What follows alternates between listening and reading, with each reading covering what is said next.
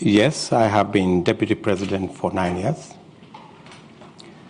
I don't know which dockets were given to me because when President Uhuru Kenyatta formed government after the election, we've always had one president.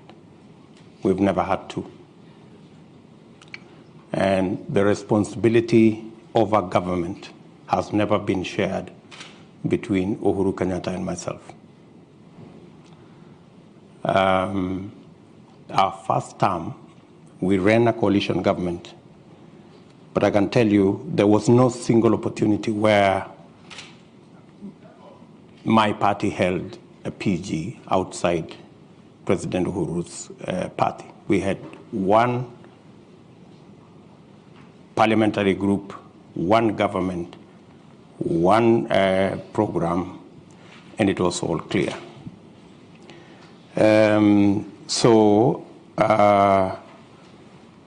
There were no dockets that were given to me. I didn't appoint no minister anywhere.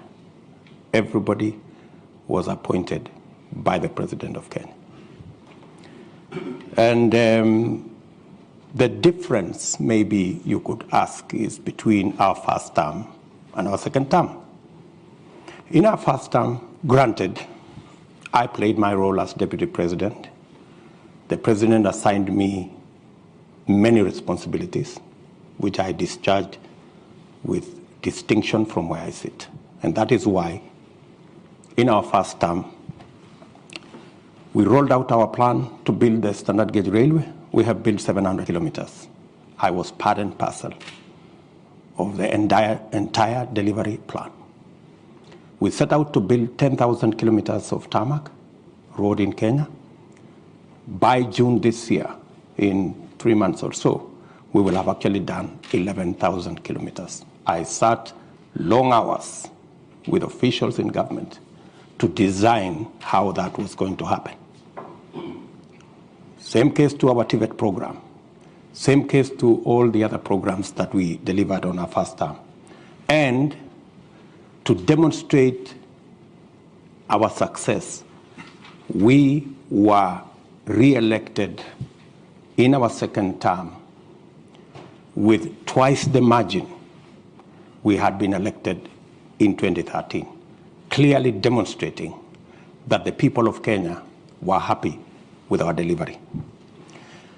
Unfortunately, in our second term, because of the political dynamics that came into play, the president told me that he wanted to do things differently.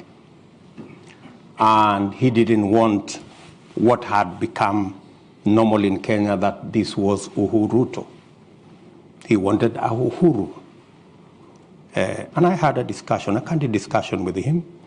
And when he told me that's what he wanted, and he wanted to run this government because he wanted his legacy alone as the fourth president of the Republic of Kenya, I was not fussy about it, because he decided that whatever I did in the first term to coordinate the government programs, work on assignments that would consolidate our plan, he decided that he wanted somebody else to do it.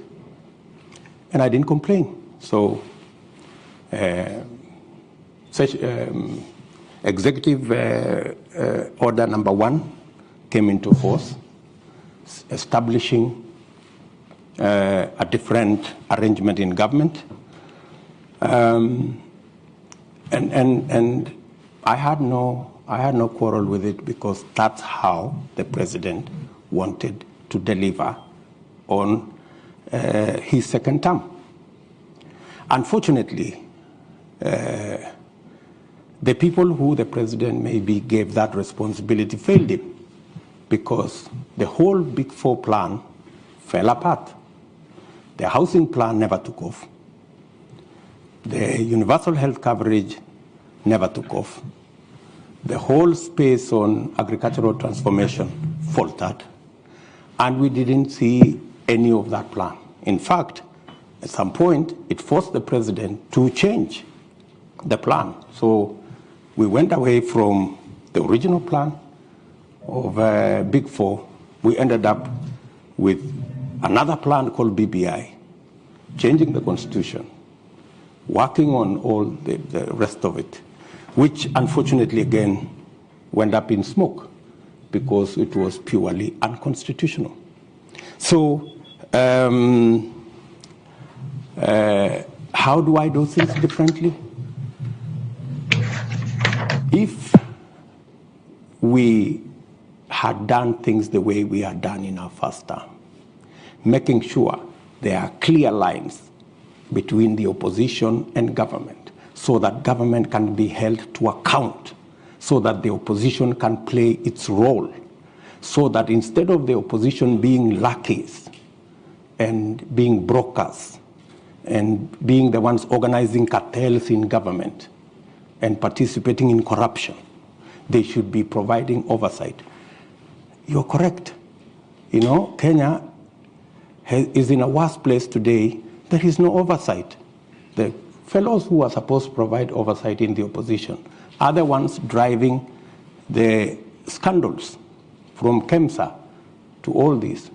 They are the ones participating in the troubles. Coming to my grand lady here. Yes, there are people who are skeptical about whether we will have free, fair elections, and especially peaceful elections. The point of elections being violent for the last 3 elections has largely been the refusal by participants of the election to accept the outcome of the election. That has been the point of departure. I can say with a lot of confidence that the last 2 elections did not have tribal anglings. We largely ran 2 formations, one in NASA, one in Jubilee, that largely represented the face of Kenya on both sides. The only challenge that came is when our competitors refused to accept the outcome of the election, organized demonstrations, swore themselves in, did all manner of things, and drove the country into violence. The undertaking I give as a candidate, and I have done it publicly, is that William Ruto will accept the outcome of the election whichever way it goes.